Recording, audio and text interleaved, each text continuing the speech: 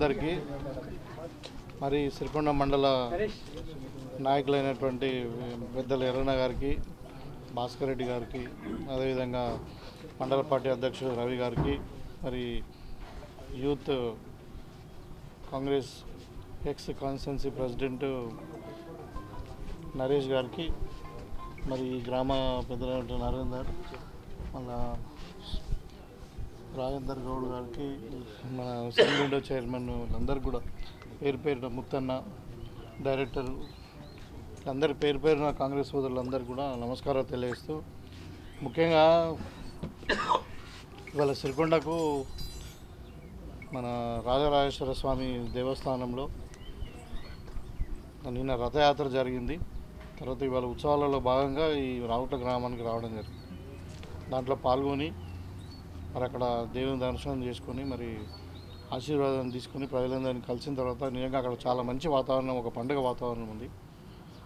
So దాన్ని ఆహ్వాదిస్తూ మరి ఆ శంకరుడిని రాజరాజేశ్వరుని కోరుకునే ఏంటంటే ఇక్కడ ఈ ప్రాంత ప్రజలు, మరి ముఖ్యంగా నిజామాబాద్ రూరల్ ప్రజలు, తర్వాత తెలంగాణ ప్రజలందరూ కూడా ఆనందంగా ఉండాలి, దేవుని ఆశీస్సులు అందరిపైన ఉండాలి, బాగా పాడి పంటలతోని సుఖశాంతులతో ఆయుష ఆరోగ్యాలతో ఉండాలని చెప్పి కోరుకోవడం జరిగింది. దాంతోపాటు ఇవాళ మీకు అందరు కూడా తెలుసు, దేశంలో ఏ రాష్ట్రంలో జరిగినటువంటి ఇప్పుడు బీసీ అంటే కులగణన మొత్తం అంటే క్యాస్ట్ సెన్సెక్స్ చేయడం జరిగింది మన తెలంగాణ గవర్నమెంట్. ఎన్నికల ముందు చెప్పినాము, రాహుల్ గాంధీ గారి సూచన మేరకు మరి ప్రభుత్వం వచ్చిన తర్వాత మా ముఖ్యమంత్రి గారు ఆదేశాల మేరకు అక్కడ ఒక 1 ఇయర్లోనే అంటే ఫిబ్రవరి 4వ తారీఖు 2024లో క్యాబినెట్ నిర్ణయం తీసుకొని ఆ రోజు దానికి ఒక సబ్ కమిటీ వేసి మళ్ళీ అసెంబ్లీలో కూడా డిస్కస్ చేసిన తర్వాత ఒక కరెక్ట్ 1 ఇయర్లో దాని రిపోర్ట్ కూడా తీసుకోవడం జరిగింది. దీంట్లో ఒక ముఖ్య ఉద్దేశం ఏంటంటే, గతంలో సెన్సెక్స్ చాలాసార్లు జరిగినాయి. ఎవ్రీ 11 ఇయర్స్ 10 ఇయర్స్కు మనకు భారతదేశంలో సెన్సెక్స్ జరిగేది. దగ్గర 1935 స్వాతంత్రం కంటే ముందు కూడా జరిగినటువంటి సందర్భంలో మరి ఇప్పుడు ఎప్పుడు కూడా జరిగినా కానీ ఎప్పుడు కూడా కాస్ట్ వైజ్ సెన్సెక్స్ జరగలేదు. ఇప్పుడు మీరు నేషనల్ సెన్సెక్స్ తీసుకుంటే 2011 సెన్సెక్స్ తీసుకుంటే ఓన్లీ షెడ్యూల్ కులాలు, షెడ్యూల్ ట్రైబ్స్ గురించే కాస్ట్ అడిగినారు, కానీ అందులో కూడా ఉపకులాల వైజ్ కానీ ఇంకా లేదు అట్లా. తర్వాత బీసీ కానీ ఓసీ కానీ ఇట్లా కాస్ట్ వైజ్ సెన్సెక్స్ మనకు భారతదేశంలో అందుబాటులో లేదు. సో ఎన్నికలప్పుడు కాంగ్రెస్ పార్టీ క్లియర్గా ఎజెండాలో చెప్పింది, సామాజిక న్యాయం అనేది ఓన్లీ కాంగ్రెస్ పార్టీతోనే సాధ్యమవుతుంది. మరి సామాజిక న్యాయం చేయాలంటే ఏ కులం వాళ్ళు కానీ ఏ తరగతికి చెందిన వాళ్ళు ఎంతమంది ఉన్నారనేది మనకు తెలియాలి. ఒక ఎక్స్రే లాంటి ఒక దాన్ని ఎక్స్పెరిమెంట్ చేయాలి మనము. వాళ్ళు మనం ఎంతో మనకంత, అంటే మేమెంతో మాకంత అనే ఒక దృక్పథంతో మరి కాంగ్రెస్ పార్టీ ఒక బ్రాడ్గా ఆలోచించి మరి ఒక రాజకీయంగా పక్షానే కాకుండా సామాజికంగా వాళ్ళ స్థితి ఏంటిది, మరి ఉపాధి రంగంలో వాళ్ళ స్థితి ఏంటిది, ఎడ్యుకేషన్లో వాళ్ళ స్థాయి అనేది మొత్తం మీద ఒక సమగ్రమైనటువంటి ఇంటిగ్రేటెడ్ క్యాస్ట్ సర్వే జరిగింది. అది ఏ విధంగా జరిగింది మీకు అందరు కూడా తెలుసు. దగ్గర ఒక 15 రోజుల నుండి, నాకు డేట్ కరెక్ట్ గుర్తుకొస్తలేదు కానీ 15 రోజులు తరోగా ఏంటంటే ఒక బుక్లెట్ ఇచ్చారు. బుక్లెట్ ఇచ్చి దాంట్లో 75 ప్రశ్నలు అడిగిన తర్వాత ఆ ప్రశ్నలు కూడా అన్ని రంగాలకు సంబంధించినవి ఉన్నాయి.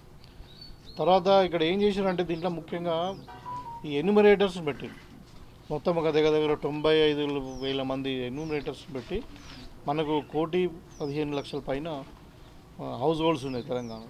సో 150 ఇండ్లకు ఒక ఎన్యూమరేటర్ను పెట్టి దానికి ఒక హౌస్ నెంబరింగ్ చేసారు. మొత్తం ఏ ఒక్క హౌస్ కూడా మిస్ కాకుండా, ఓవర్లాప్ కాకుండా, ఎన్యూమరేటర్స్ కూడా ఇక్కడ వేసినాం అక్కడ వేసినాం అనకుండా సీరియల్గా తీసుకొని 1 to 150 ఒకళ్ళకు, 151 to 300 వరకు ఒకళ్ళకు, ఇట్లా ఒక 150 హౌజెస్కి ఒక ఎన్యూమరేషన్ పెట్టి మనము దాంట్లో ఆ ఎన్యూమరేటర్ 10 మంది ఎన్యూమరేటర్కి మళ్ళీ ఒక ఆఫీసర్ని పెట్టాం, ఇన్ఛార్జ్ సూపర్వైజర్ని పెట్టి వాళ్ళని మన మండలంలో మనం ఒక నోడల్ ఆఫీసర్గా ఎంఆర్ఓలు ఎంపీడీఓ లెవెల్లో వాళ్ళని పెట్టడం జరిగింది. అంటే నేను ఎందుకు చెప్తున్నా అంటే ఎక్కడ కూడా అవకతవకలు జరగకుండా ఆ క్వశ్చనీర్ కూడా ఏంటంటే కోడింగ్ ఇచ్చాడు మీరు. కోడింగ్ అంటే ఇట్లా ఏలో 1 2 3 అంటే ఇప్పుడు ఎక్కడైనా మనము తప్పు రాసినాం అనుకో పెన్నుతోని, ఏదో స్పెల్లింగ్ మిస్టేక్ అయినా కానీ అది రాంగ్ మెసేజ్ పోయి కంప్యూటర్లో యాక్సెప్ట్ చేయకపోతే పరిస్థితి ఉంటుంది. రైటింగ్ అందరిది ఒక తీరు ఉంటుంది కదా. కాబట్టి దానికి ఏంటంటే ఇప్పుడు కులము ఒక కోడ్ అట్లా దానికి ఒక కోడింగ్ ఇవ్వడం వల్ల దాన్ని 100% ఫుల్ అన్నట్టు మిస్టేక్ జరగడం లేదు. సో ఆ విధంగా చేసి నేనే స్వయంగా దగ్గర మన కాన్స్టిట్యూన్సీలో ఒక 20 విలేజ్ నేను స్వయంగా విజిట్ చేసినాను సర్వే జరిగేటప్పుడు. ఎంత పకడ్బందీగా జరిగిందంటే ఒక గ్రామంలో 8 నుండి 10 ఇండ్ల కంటే ఎక్కువ జరగలేదు. 8 నుండి 10 హౌస్ హోల్డ్స్ కంటే ఎక్కువ సర్వే జరగలేదు. అంటే 150 ఇండ్లను దగ్గర 15 రోజులు వాళ్ళు సర్వే చేసి రోజు 10 ఇండ్ల చొప్పున. ఒక పెద్ద ఇల్లు అయితేనేమో అంటే పెద్ద ఇల్లు అంటే ఎక్కువ జనాభా ఉన్నటువంటి కుటుంబం అయితేనేమో ఒక 1 అవర్ పట్టింది, తక్కువ జనాభా ఉన్నది అయితే ఒక 20 నిమిషాలు హాఫ్ అన్ అవర్ పట్టింది. సో అట్లా దాని మీద మొత్తం మీద రోజు ఒక 8 నుండి 10 హౌజులు మాత్రమే సర్వే చేసి, ఆ సర్వేలో కూడా మీరు అర్థం చేసుకోండి క్లియర్గా ఎవరైతే ఎన్యూమరేటర్కు ఉన్నాడో వాళ్ళ సంతకము, తర్వాత హౌస్ హోల్డ్ ఓనర్, ఇప్పుడు ఇంటి ఓనర్ ఉంటారు కదా, ఇంటి ఓనర్ ఒక సంతకం కూడా తీసుకోవడం జరిగింది. ఆ డేటా కరెక్ట్ ఉన్నదా లేదా అని చెప్పుకోవడానికి వాళ్ళు ఒక అథెంటిఫికేషన్ తీసుకున్నారు. ఇప్పుడు విలేజ్లో మన ఇంట్లో ఎవరైతే ఇన్ఫర్మేషన్ ఇచ్చిర్రో వాళ్ళ ఏమంటారు సిగ్నేచర్ కూడా తీసుకోవడం జరిగింది. అట్లా ఏ మాత్రం కూడా ఇంత 1% కూడా అవతల జరగకుండా దాని మళ్ళీ డేటా ఎంట్రీ కూడా చేయడం జరిగింది. ఆ డేటా ఎంట్రీలో కూడా ఇంకెక్కడన్నా వీళ్ళు మిస్టేక్ చేస్తారేమో ఎంట్రీ వాళ్ళు చేసేటప్పుడు, మరి ఏమన్నా కొన్ని స్కిప్ అయిపోతాయేమో అని చెప్పి ఏం చేసినామంటే డేటా ఎంట్రీ క్యాండిడేట్ ఎవరైతే పర్సన్ ఉంటాడో వాళ్ళకు ఎన్యూమరేటర్కి అటాచ్ చేస్తాం. మీరు దయచేసి వినండి. అంటే ఎన్యూమరేటర్ ఎవరైతే సర్వే చేసారో 150 ఇండ్లకు, ఆయన బాధ్యత ఈ 150 ఇండ్ల డేటా ఎంట్రీ చేయడము. అంటే దగ్గరుండి డేటా ఎంట్రీ పర్సన్తో కంప్యూటర్లో ఎంట్రీ చేయాలి. ఇంత పకడ్బందీగా అసలు దేశంలో కాదు కదా భారతదేశ చరిత్రలో ఎక్కడ కూడా ఈ సెన్సెక్స్ జరగలేదు. తర్వాత ఏమైంది దాంట్లో, ఇప్పుడు కొంతమంది హౌస్ హోల్డ్స్ ఉన్నాయి కానీ ఇంట్లో మంది లేరు, వాళ్ళు ఇక్కడ వేరే రాష్ట్రానికో లేకుంటే వేరే దేశంలో ఉన్నారు. కాకపోతే కొంతమంది ఏం చేశారు, స్పెషల్ ఇప్పుడు హైదరాబాద్ పట్టణంలో జూబ్లీస్ లాంటి జాగాలలో ఏం చేశారంటే మేము మీ ఆస్తులు మేము ఎందుకు చెప్పాలా, మా వివరాలు మీకు ఎందుకు ఇవ్వాలా అని చెప్పి వాళ్ళు కోఆపరేట్ చేయకుండా వాళ్ళు ఈ ఎన్యూమరేటర్ రానివ్వలే. కొంతమంది ఏమో అసలు పార్టిసిపేట్ చేయలేదు, మాకు అవసరం లేదని. దాంట్లో పార్టిసిపేట్ చేయని వాళ్ళు ఎవరెవరు ఉన్నారో మాకు అసెంబ్లీలో కూడా మా ముఖ్యమంత్రి గారు కూడా చెప్పారు. కేసీఆర్ పార్టిసిపేట్ చేయలే, హరీష్ రావు పార్టిసిపేట్ చేయలే, కేటీఆర్ పార్టిసిపేట్ చేయాలి. వాళ్ళ ఇంట్లో ఒకటే ఒక కవిత పార్టిసిపేట్ చేసింది. అంటే ఇట్లా ఈ కొంతమంది కావాలని మా డేటా మీకు ఎందుకు ఇవ్వాలన్న దాని మీద ఎవరైతే అడుగుతారో మేము ఇస్తామా. అది ఇక్కడ మీరు ఇంతకుముందు జరిగిన సర్వేకు ఈ సర్వేకు డిఫరెన్స్ ఏంటంటే ఇది ఓన్లీ గవర్నమెంట్ ఎంప్లాయీస్తో జరిగింది. ఇక్కడ మొత్తం మనము అంగన్వాడీ స్కూల్ టీచర్స్ని కానీ లేకుంటే మనం స్కూల్ టీచర్స్ని పెట్టి ప్రైమరీ స్కూల్ టీచర్స్ని పెట్టుకున్నాము, తర్వాత లేకుంటే ఆశా వర్కర్స్ను, ఇట్లా మొత్తం మీద అందరినీ ఇంక్లూడింగ్ రెవెన్యూ డిపార్ట్మెంటు అన్ని గవర్నమెంట్ సంబంధించిన డిపార్ట్మెంట్కి సంబంధించిన వర్కర్స్నే మనం వాడినాము. దగ్గర 1,00,000 మంది ఎన్యూమరేటర్లను కూడా ఎవరు అంతా మొత్తం టోటల్గా గవర్నమెంట్ ఎంప్లాయీసే. కాబట్టి దాంట్లో వాళ్ళకేం ఇంటెన్షన్ ఉండదు ఇంకా ఎక్స్పైర్డ్. తర్వాత మళ్ళీ అది సీక్రెసీ కూడా మెయింటైన్ చేస్తాం. మీ ఆస్తి వివరాలు కానీ మీ పర్సనల్ వివరాలు కానీ మేము ఎక్కడా డిస్క్లోజ్ చేయమని చెప్పి వాళ్ళ దగ్గర అగ్రిమెంట్ కూడా తీసుకున్నాం. సో ఇంత పకడ్బందీగా జరిగితే తీరా ఇప్పుడు జరిగిన తర్వాత ఏమైందంటే మనకు 96.9% మనకు సర్వేలో పార్టిసిపేట్ చేసింది పబ్లిక్. ఒక 3.1% పార్టిసిపేట్ చేయలేదు. అది చేయకపోవడానికి కారణం నేను ఇంతకుముందు చెప్పినాను, వాళ్ళు ఇంట్లో లేకపోవడము, మళ్ళీ రిపీటెడ్గా అడిగినా కానీ వాళ్ళు ఇల్లు తాళం వేసి ఎక్కడ వేరే జాగాలో ఉండడమో, వేరే రాష్ట్రంలో ఉండడమో, వేరే దేశంలో ఉండడమో జరిగింది. లేకుంటే కొంతమంది మేము మీకు వివరాలు ఇవ్వమని సహకరించకుండా జరిగింది. కొంతమంది అసలు అంటే ఇట్లా.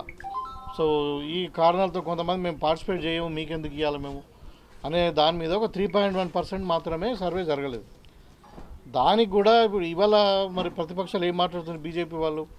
ఇవాళ బీజేపీ వాళ్ళని మేము అడుగుతాను ఈ సెన్సెక్స్ విషయంలోనే వాళ్ళు ఏమంటున్నారు, బీసీల జనాభా తగ్గింది చూపించిందని చెప్తా ఉన్నారు.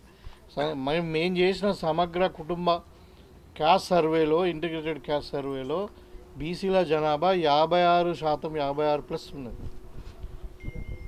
తర్వాత ఓసీల జనాభా 16% ఉంది. ఇంతకుముందు గతంలో కేసీఆర్ వచ్చిన తర్వాత సమగ్ర ఇంటింటి సర్వే చేసిండు. దానికి ఏం శానిటీ లేదు. ఎందుకు లేదంటే అది ఒక ప్రైవేట్ ఏజెన్సీ వాళ్ళకి ఇచ్చి చేసిండు. ఒకటే రోజు చేసిండు. అది ఒకటే రోజు చేసి ఇక అవుట్సోర్సింగ్ వాళ్ళతో చేసిండు. చేసిన తర్వాత ఏమైంది, దాన్ని ఏమన్నా క్యాబినెట్లో యాక్సెప్ట్ చేసిండ్రా అంటే చేయలే. పోనీ అసెంబ్లీలో పెట్టిన ఫ్లోర్ ఆఫ్ ద హౌస్ అది చేయలే. దాన్ని ఒక అంటే గవర్నమెంట్ దాన్ని గుర్తించకుండా ప్రైవేట్ దాని కింద పెట్టినది. ఇక్కడ అట్లా కాదు, ఇది గవర్నమెంట్ గుర్తించింది. క్యాబినెట్లో మళ్ళీ దాన్ని యాక్సెప్ట్ చేసి ఫ్లోర్ ఆఫ్ ద హౌస్ అసెంబ్లీలో మేము పెట్టి అధికారికంగా దాన్ని ధృవీకరించినాం ఈ సర్వే కరెక్ట్ అని. సో ఇంతకుముందు చేసిన సర్వేలో అది ఎక్కడున్నో తెలియదు, కేసీఆర్ ఫామ్ హౌస్కే పరిమితమైంది, వాళ్ళ కుటుంబంలో దాచిపెట్టుకున్నారు. వాళ్ళు పబ్లిక్ డాక్యుమెంట్గా చేయలే. వాళ్ళు ఏ వెబ్సైట్లో లేదు, గవర్నమెంట్ వెబ్సైట్స్ ఉంటాయి కదా ఆ వెబ్సైట్లో లేదు. తర్వాత ఎక్కడ అసెంబ్లీలో పెట్టలేదు, క్యాబినెట్లో డిసిషన్ దాంట్లో యాక్సెప్ట్ చేయలేదు ఆ డేటాను. ఇప్పుడు దాన్ని పట్టుకొని వాళ్ళు మేము చేసేటప్పుడు బీసీలకు ఇంత వచ్చింది అంటున్నారు. వాళ్ళ డేటా కూడా నేను చెప్తున్నా, అది మర్ర చెన్నారెడ్డి మానవ వనరులకు సంబంధించిన ఒక డేటాలో వాళ్ళది ఒకటి దొరికింది. అది దాంట్లోకి వెళ్ళి తీస్తే వాళ్ళు బీసీలో చూపిన జనాభా 51%, మేము చూపించింది ఎంత 56%. వాళ్ళు ఓసీల జనాభా వాళ్ళు చూపించింది 20%, మేము చూపించింది 16%. మరి ఎక్కడ ఓసీ జనాభా పెరిగింది, ఎక్కడ బీసీ జనాభా తగ్గింది? అంటే మరీగా అర్థం పర్థం లేకుండా అధికారం కోల్పోయినామని చెప్పేసి ఇక పిచ్చెక్కినట్టే అది మతిస్థిమితం లేకుండా ఇటు కొడుకు అటు అల్లుడు ఎట్లా మాట్లాడుతున్నారంటే ఇది తప్పు, బీసీలను మోసం చేసిరు. ఇక దాంట్లో బీజేపీ ఒకటి వీళ్ళు రాసేసింది, బీజేపీలు చదువుతారు ఆ బండి సంజయ్ వీళ్ళు. ఇవాళ బీజేపీ వాళ్ళని నేను అడుగుతా ఉన్నా, ఎప్పుడు సెన్సెక్స్ అయిందా? 2011లో అయింది.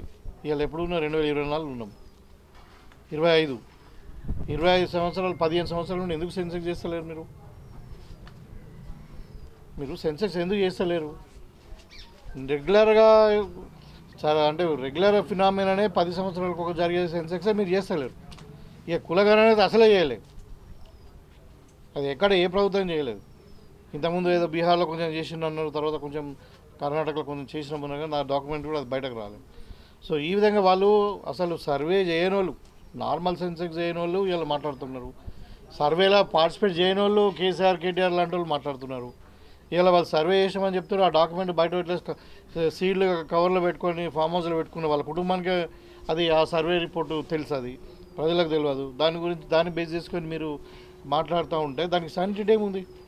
అది ప్రభుత్వం యాక్సెప్ట్ చేయలే, క్యాబినెట్ యాక్సెప్ట్ చేయలే, ఫ్లోర్ ఆఫ్ హౌస్లో పెట్టలేదు, పబ్లిక్ డొమైన్లో పెట్టలేదు, దానికి ఏం యాక్సెప్టెన్స్? అది సీక్రెట్ డాక్యుమెంట్ లాగా ఉంది. అది కూడా ఎవరితో చేసిర్రు? ఒక రోజులో సర్వే చేసిర్రు, ప్రైవేట్ ఏజెన్సీని పెట్టి చేయించిర్రు. దాన్ని మేము ఎట్లా నమ్ముతాం? అందుకనే ఇంతవరకు 2011 సెన్సెక్స్ తర్వాత అఫీషియల్ గవర్నమెంట్ ఆఫ్ ఇండియా చేసిన సెన్సెక్స్ తర్వాత ఇప్పుడు వరకు తెలంగాణలో ఇలాంటి సెన్సెక్స్ డాక్యుమెంట్ లేదు, మొన్న మేము చేసింది అని తప్పితే. కాబట్టి దాంట్లో 100% ఏమీ తప్పు లేదు, 100% అక్యురేట్. నేను చెప్తున్నా 100% అక్యురేట్.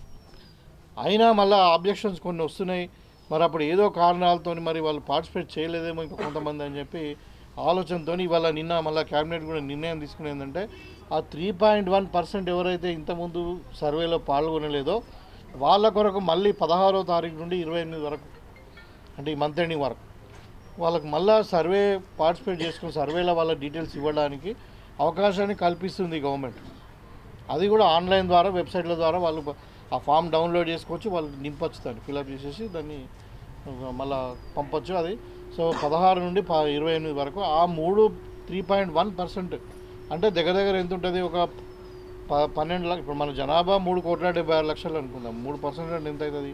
10-11 లక్షల మంది ఎవరైతే పార్టిసిపేట్ చేయలేదో వాళ్ళందరూ కూడా మనం వీళ్ళ అవకాశం ఇస్తున్నాం మళ్ళీ 16 తారీఖు నుండి 22 తారీఖు. వీళ్ళు బీజేపీ వాళ్ళు టీఆర్ఎస్ వాళ్ళు మాట్లాడే దాంట్లో ఏమాత్రం నిజం లేదు, ప్రజలను తప్పుదో పట్టిస్తూ ఉన్నారు. ఇంకా బీసీలను మోసం చేసింది వాళ్ళు. ఇవాళ కాంగ్రెస్ పార్టీ నిర్ణయం తీసుకునేది, ఎజెండాలు పెట్టినాం, 42% రిజర్వేషన్ మేము ఇస్తాము చెప్పినాం, ఆ రోజు ఎజెండాలో చెప్పినాం. దాని కొరకే ఇదంతా బీసీ సెన్సెక్స్ చేయడం కూడా ఇవాళ డాక్యుమెంట్ గవర్నమెంట్ యాక్సెప్ట్ చేసింది, అసెంబ్లీలో కూడా పెట్టినాం. ఇవాళ కోర్టులో కూడా మనం సింగిల్ మ్యాన్ కమిషన్ కూడా దాన్ని అప్పచెప్పినాం. ఆ సింగిల్ మ్యాన్ కమిషన్ కూడా మరి ఇవాళ కోర్టులో కూడా ఆ డాక్యుమెంట్ సబ్మిట్ చేస్తూ ఉంది. ఒకవేళ లీగల్గా పాసిబుల్ కాకుంటే, ఒకవేళ అంటే సుప్రీంకోర్టు గైడ్లైన్స్ ప్రకారము 50% మించి రిజర్వేషన్ ఉండద్దు అని ఏదైతే గైడ్లైన్ ఉందో, ఒకవేళ దాన్ని సర్పాస్ చేయడము పాసిబుల్ కాకుంటే మేము పార్టీ తరఫునైనా కానీ మేము 42% రిజర్వేషన్ ఇస్తామని చెప్పి సీఎం గారు అసెంబ్లీలో ప్రకటించడం జరిగింది. ఇవాళ మళ్ళా అవసరం ఉంటే మేము ఇప్పుడు రాబోయే సెషన్లో కూడా ఈ 3.1% ఈ సర్వే మళ్ళీ రీసర్వే చేసాక ఫిబ్రవరి 28 వరకు ఈ డాక్యుమెంట్ కూడా దాంట్లో ఇంక్లూడ్ చేసేసి అవసరం ఉంటే మేము చట్టసభలో చట్టం చేస్తాం బీసీలకు 42% ఇవ్వడానికి అని చెప్పి కూడా ప్రభుత్వం క్లియర్గా చెప్తా ఉంది. ఇంకెక్కడ ఇంట్లో మోసం ఉంది? కాబట్టి బీసీలను మోసం చేసింది ఎవరు? బీజేపీ వాళ్ళు మాట్లాడుతూ ఉన్నారు. ఇలా బండి సంజయ్ రాష్ట్ర ప్రెసిడెంట్ ఉండే, స్టేట్ ప్రెసిడెంట్, ఎవరు తీసేసారు? బీసీని తీసేసి ఇలా కిషన్ రెడ్డికి ఇచ్చుకున్నారు. అంటే వాళ్ళు కదా వేసింది.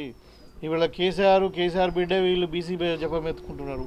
మరి వీళ్ళు అడుగుతా ఉన్నారు. తలసాని శ్రీనివాస్ యాదవ్ ఉన్నాడు, ఇవాళ పద్మరావు గౌడ్ ఉన్నాడు, తర్వాత కమలాకర్ ఉన్నారు. వీళ్ళంతా బీసీ సీనియర్ నాయకులు. ఒక్కొక్కళ్ళు 6 సార్లు ఎమ్మెల్యేలు అయినరు, 2 సార్లు మంత్రులు అయినరు, ఒక అతను పద్మరావు గౌడ్ డిప్యూటీ స్పీకర్ అయిండు. మరి వాళ్ళకి ఎందుకు ఇయ్యారయ్యా మీరు ఫ్లోర్ లీడర్ పదవి? పార్టీ ప్రెసిడెంట్ కేసీఆర్ ఉంటాడు, ఫ్లోర్ లీడర్ ఎల్ఓపి కేసీఆర్ ఉంటాడు. ఆయన అసెంబ్లీకి రాడు, ఇంట్లో కూర్చొని జీతం తీసుకుంటాడు 4.5 లక్షలు. మరి ఎవరున్నారు ఫ్లోర్ లీడర్? వీళ్ళకి ఇవ్వచ్చు కదా, బీసీ నాయకులకు ఉన్నారు కదా. అలా మాట్లాడితే అయ్యే మాట్లాడతారు, లేకుంటే కొడుకు మాట్లాడతారు, లేకుంటే అల్లుడే మాట్లాడతారు, కానీ వేరే మైక్ ఇయ్యారు. అట్లా వీళ్ళు బీసీల గురించి మాట్లాడుతున్నారు.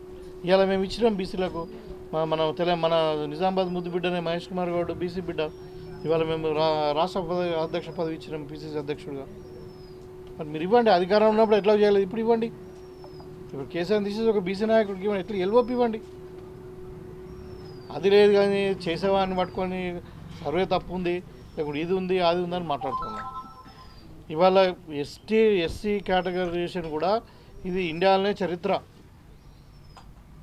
వీళ్ళందరూ కూడా సుప్రీంకోర్టులో కేసు పిటిషన్ వేస్తే రేవంత్ రెడ్డి గారు, మా ముఖ్యమంత్రి గారు హైయెస్ట్ పే ఇచ్చే ఒక అడ్వకేట్ని పెట్టి సుప్రీంకోర్టులో మేము కొట్లాడినాం వాళ్ళ కేటగరైజేషన్ చేయాలని.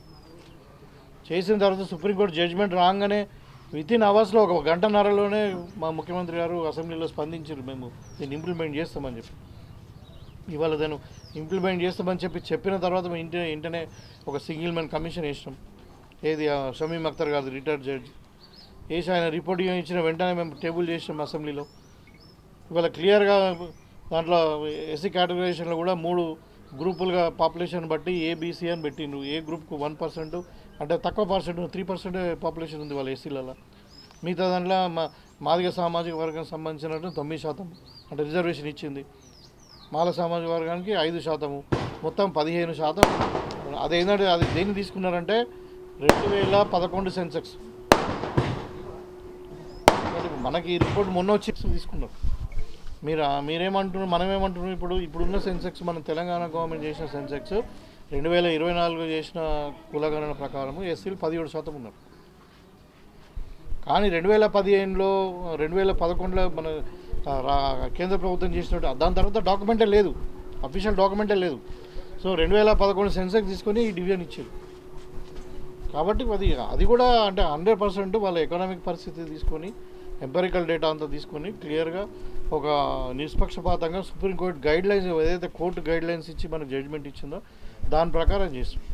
దాంట్లో కూడా ఏదో వీళ్ళ కాంగ్రెస్ వాళ్ళకి మంచి పేరు వస్తుందని చెప్పి దాంట్లో కూడా వీళ్ళు ఎట్లాగూ చేయలేదు, చేసిన దాని మీద ఇది. అందుకనే ప్రజలకు నేను కోరుకునే ఏంటంటే కాంగ్రెస్ పార్టీ యొక్క చిత్తశుద్ధిని, కాంగ్రెస్ పార్టీ యొక్క కమిట్మెంట్ను మీరు డౌట్ పట్టద్దు. ఇంత సైంటిఫిక్గా చేసినాం మేము. ఇంకా 3.1% ఎవరైతే పాల్గొనలేదో ఇప్పుడు పాల్గొనండి, మీకు అవకాశం ఉంది.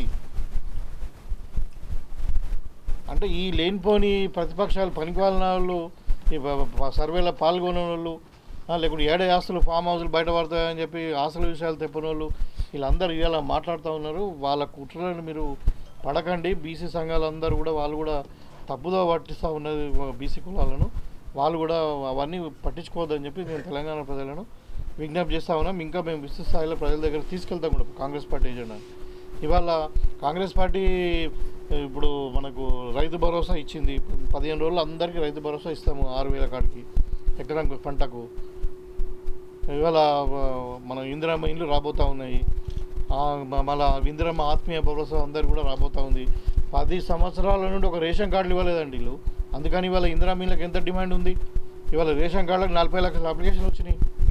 అందరికీ మేము విడుదల వారిస్తాం. ఇందిరమ్మ ఇండ్లు ఒకటి, రేషన్ కార్డులు అన్నది ఇది నిరంతర ప్రక్రియ. అందరికీ ఖచ్చితంగా మేము మా గవర్నమెంట్ ఇంకా 4 సంవత్సరాలు ఉంది టర్మ్. 4 సంవత్సరాల లోపల మేము అందరు కూడా ఇండ్లు లేని వాళ్ళకి ఇండ్లు ఇస్తాం, అందరికీ 100% రేషన్ కార్డులు ఇస్తాం.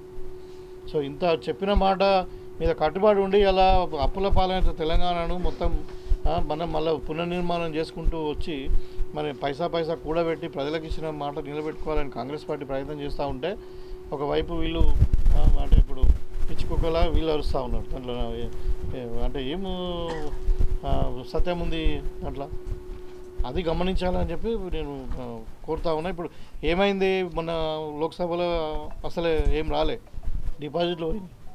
అప్పుడే అసెంబ్లీలో తీసి మరి ప్రజలు బుద్ధి చెప్తే పోయి కేసీఆర్ అందులో అన్నాడు, ఏది ఫామ్ హౌస్లో.